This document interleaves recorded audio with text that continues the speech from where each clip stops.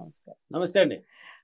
విశ్వమోహన్ బాబు గారు, మామూలుగా విజువలైజేషన్ అంటే చాలా మంది ఊహనే చెప్తారు. ఇలా ఊహించుకోవాలి, అలా ఊహించుకోవాలి, అయితే జరుగుతుంది అంటారు. ఇందులో మీరు 2 క్లారిఫికేషన్స్ ఇవ్వాలి. ఏమిటి అంటే, అసలు విజువలైజేషన్ అనేది నిజమవుతుందా? నిజం అవ్వాలి అంటే మనం ఏ విధంగా విజువలైజేషన్ చేసుకోవాలి?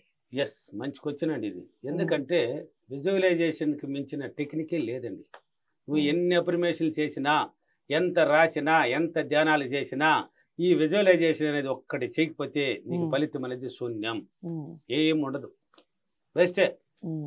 అది మెయిన్ కావాల్సింది విజువలైజేషన్. చాలా మందికి విజువలైజేషన్ అంటే తెలియదు.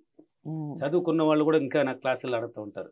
ఫోన్ కాల్స్లో అయితే బోలోడు వస్తాయి, సార్ విజువలైజేషన్ అంటే తెలియదు సార్ అంటే. తెలియదు, చదువుకున్న వాళ్ళు కూడా దాన్ని కరెక్ట్గా పట్టుకోలేకపోతున్నారు.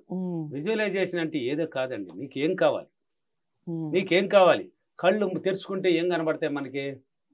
పైన ఏమేమి ఉన్నాయో కనబడతాయి. అప్పుడు రాదా టెక్నిక్ ఫాలో రమ్మన్న రాదా మైండ్కి? కళ్ళు మూసేయాలి. ఇప్పుడు ఎగ్జాంపుల్గా ఒక కారు కావాలి మనకి. కారు కావాలన్నవాడు, విజువలైజేషన్ గురించి చెప్తున్నాను కాబట్టి ఇప్పుడు ఎగ్జాంపుల్ ఒక కారు కావాలన్నాడు. కారు కావాలంటే మనం ఏం చేయాలి? కళ్ళు మూసేయాలి. కళ్ళు మూసేసి ఒక కారు షోరూమ్కి వెళ్ళినట్టు, ఆ కారు ఏ కలర్ కారు, ఏ కంపెనీ కావాలి అనేది ఆ కంపెనీ దగ్గరికి వెళ్ళినట్టు, ఆ కంపెనీకి సంబంధించింది ఏ కలర్ కావాలి నీకు, కారు కావాలంటే ఊరికే కాదు, ఆ పిక్చర్ నీ మైండ్ లో ఫిక్స్ చేయాలి.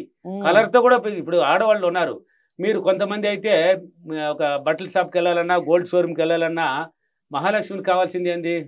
పట్టు చీరలు, బంగారు ఉంటే చాలు. అన్నం పెట్టకపోయినా కూడా మొగ్గుని అసలు అడగరండి. వాళ్ళకి అవి 2 ఇచ్చేస్తే ఆనందంలో మునిగిపోతారు. ఇప్పుడు వాళ్ళు వెళ్ళేటప్పుడు ముందుగానే నాకు ఇలా డిజైన్ కావాలి, ఈసారి ఇలా ఉండాలి, ఇలా ఉండాలి, ఇలా ఉండాలి అని ఒక పిక్చర్ మైండ్ లో ఫిక్స్ చేసుకుంటారు. ఎక్కువ ఆడవాళ్ళకి బలి పట్టేస్తారు దీన్ని. విజువలైజేషన్ ఆడవాళ్ళకి బలి వస్తుంది. వాళ్ళు డిజైన్ చేసుకుని వెళ్ళిపోతారు. ఇలా ఈ కలర్ కావాలి, ఇలా ఉంటే నాకు ఓకే అనేసి వెళ్తారు. ఆడిపోయింది వాళ్ళు ఏమనుకుంటారు, ఆడ ముందర ఉంటుంది వాళ్ళకి.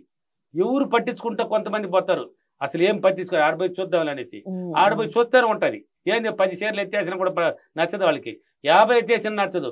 ఈ పట్టించుకున్నవాడు పోయినాడు పట్టేస్తుంది. కాబట్టి ఇప్పుడు కారు గురించి చెప్పాను కదా, కారు దగ్గరికి వెళ్ళాలి. ఆ షోరూమ్కి వెళ్ళినట్టు వైట్ కలర్ కావాలన్నా, లేక సిల్వర్ కలర్ కావాలన్నా, బ్లూ కలర్ కావాలన్నా, ఏది రెడ్ కలర్ కావాలన్నా, ఆ కారు నువ్వు పోయి చూసినట్టు, నువ్వు కొనేసినట్టు, వచ్చేసినట్టు, మళ్ళీ ఆ కారును కొని తీసుకొని నువ్వు డ్రైవింగ్ చేస్తావా, లేక ఒక డ్రైవర్ని పెట్టి డ్రైవింగ్ చేస్తావా, అలా ఊహించుకోవడం. దాన్ని అంటే కలగనాలి. విజువలైజేషన్ అంటే ఏదో కాదు, కలగనడమే. అంటే జరిగినట్టు కలగనాలి, దాంట్లో ప్రయాణించినట్టు కలగనాలి. ఆ కారులో వచ్చినట్టు, మన ఇంటి దగ్గర కార్ షెడ్ వేసేసినట్టు, కార్ తీసుకొచ్చి ఆ షెడ్లో పెట్టేసినట్టు, హ్యాపీగా నువ్వు డ్రైవింగ్ చేసుకుని పోయినట్ట, లేక టూర్కి వెళ్ళినట్టు, ఒక సినిమాకి వెళ్ళినట్ట, అలా డ్రీమ్ పట్టించాలి. పట్టించినప్పుడు ఆ కార్ని నువ్వు ఎలా కొంటావు నీకే తెలియదండి. దీనికన్నా ఇలా చేస్తే ఆటోమేటిక్గా ఆ విజువలైజేషన్, ఆ టెక్నిక్ ద్వారా నీ మైండ్కి ట్రైన్ అయిపోతుంది.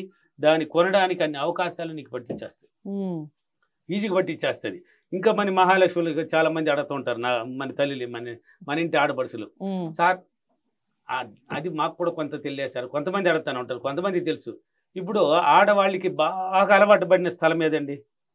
వంటిల్లు. ఎస్, భలే చెప్పారండి, ఎక్సలెంట్.